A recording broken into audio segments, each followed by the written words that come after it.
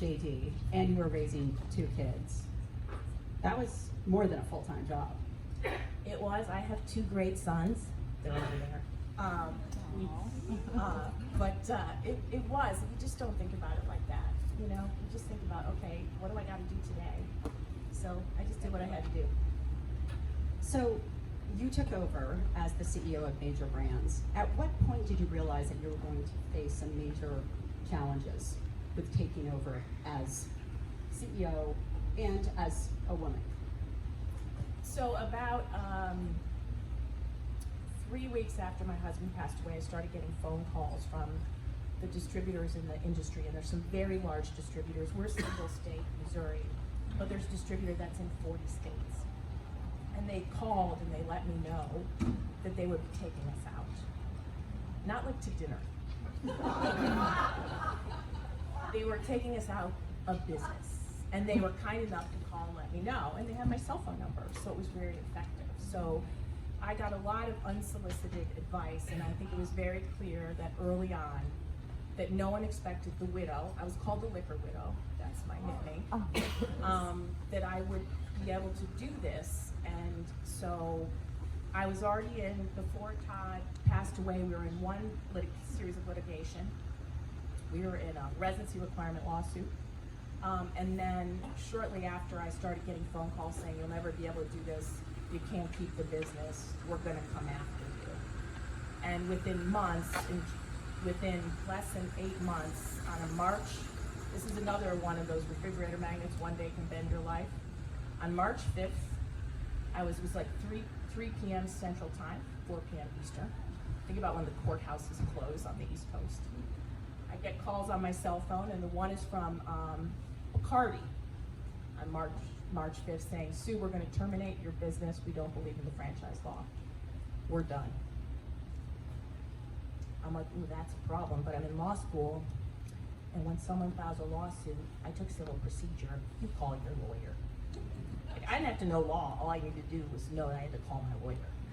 So I called my lawyer, and they're like, they're suing us, we're suing them back. The next day, at the same time, Central Time, on my cell phone, I got a call from our largest supplier, which is Diageo. And they said, we're terminating our business with you. We're leaving the company. We don't believe in the franchise law, and we're done here. So within 24 hours, we lost more than half our business in revenue. And we're a wholesaler, so we're the classic middleman. We have goods that we buy from suppliers like Diageo. Diageo is Captain Morgan, Bailey's, Crown Royal. They have a lot of big brands. They're the biggest global distillery liquor supplier, if you will. And they just said they were leaving, and Bacardi said they were leaving, and all of a sudden the company, and they said they were suing me. They weren't just leaving, they were suing us. So by March 6th, I was in 5 lawsuits with the industry giants, Pernod Ricard, Bacardi, Diageo, and Luxco. It became clear that we were probably in a lot of trouble. And so, you know, I called my lawyer again, and by the way, we filed a lawsuit, and we beat them to the courthouse in Connecticut, and that's always a good thing. So all of a sudden, it became a fight for our lives. And the most important thing to know is it wasn't just my fight. I had 600 employees in the state of Missouri who fought with me and wanted to keep their jobs. This was their family business. This wasn't my family business. Our family business was all the people who had raised their families in that company. And they were like, what are you gonna do? And I'm like, I don't know. But I sat there and said, well, there's like a choice here. I can fight and win, fight and lose, or not fight at all. Not fight at all is the same as fighting and losing, so I might as well fight, right? And so fought we did. We restructured the company. We bought 2 small wine distributors, and we entered lawsuits. And I can't say how the lawsuits turned out, but I can tell you that I received a substantial payment, an apology, and I left the courthouse with a smile on my face.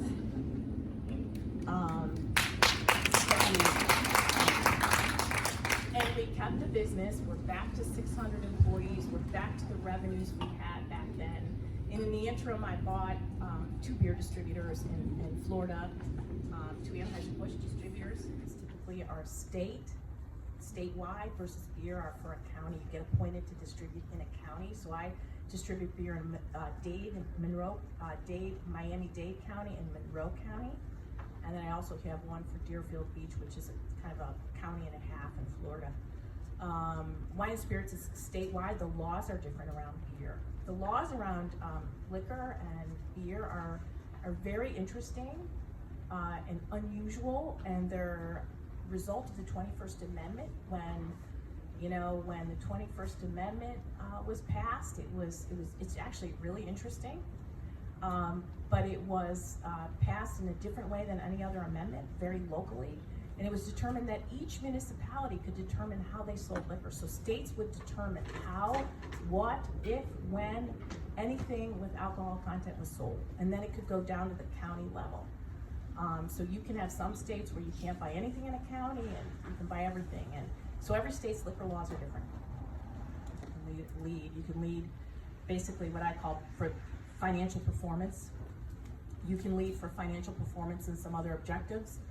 And then you can lead for what I would call values-based, which is a longer-term point of view, where you decide that if you make your decisions with your values firmly intact, that you actually might make decisions that serve all the people in the company better, but maybe serve your interests better in the long run as well. And I think that's what happened in my leadership by chance, was that I really couldn't figure out how to make decisions. So my barometer or compass or whatever you want to call it was, how can I sleep at night? And I realized that I had to honor these values, and that if I did that, that had to be how I led. And I think about it, and so we've done a lot of things. When we prevailed in the lawsuits, we established additional scholarships as philanthropic scholarships, not as company scholarships. We already had them. We created something called a family emergency fund, which is again philanthropic, not out of corporate dollars, because when I needed someone to have my back, I had 600 some employees who had my back. How could I not have theirs if they needed something? And you'd be surprised the number of things that happen in anyone's life. And what I learned firsthand is that you can't fix the things that happen. And being able to afford it doesn't fix it, but it sure can make it a bit easier. So our family emergency funds have paid for funerals, they've paid for wheelchairs, they've paid for medicine. And it's just a way to say, sometimes when we invest in people in a number of ways, they invest in a whole nother way in us.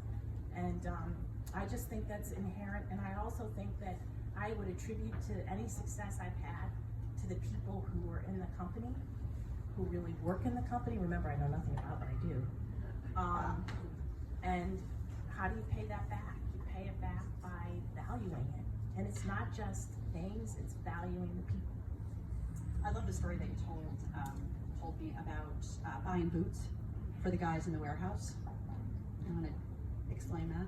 So this was in Miami, and I started the company, and they were we were getting a lot of, we have warehouses, right? We store a lot of beer, we put it on trucks go deliver it, and people were getting injured in the warehouse. It turned out that people's boots weren't that good, because people were buying boots, they were buying the cheapest boots they could buy.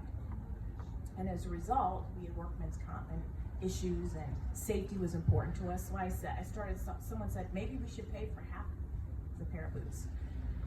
And that would be to me I have this thing, the financial leader would say short term, make people buy their boots. The performance would say, yes, we want to show people we care, so we'll pay 50% of their boots.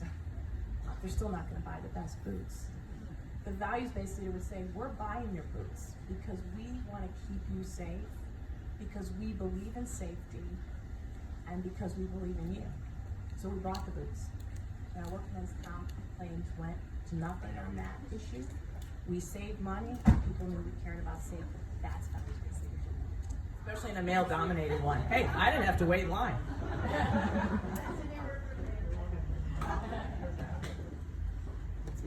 You've initiated a couple of philanthropic efforts, including Women Who Whiskey, designed to help the greater St. Louis community.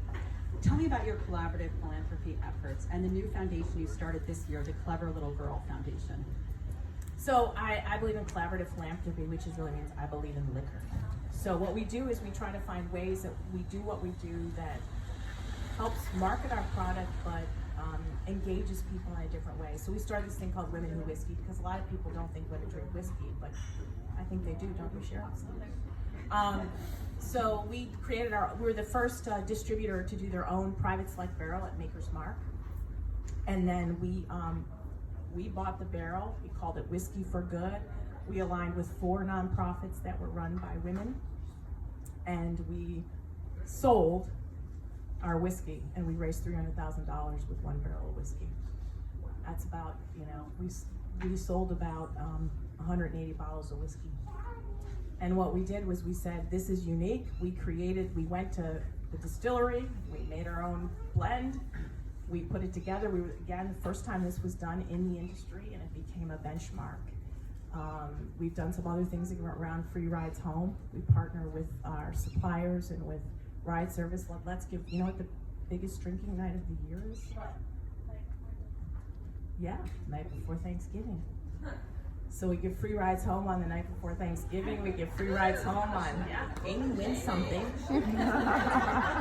Give that girl a Bud Light. She wins a free drink. Bourbon and a ride home from Sue. Bud Light.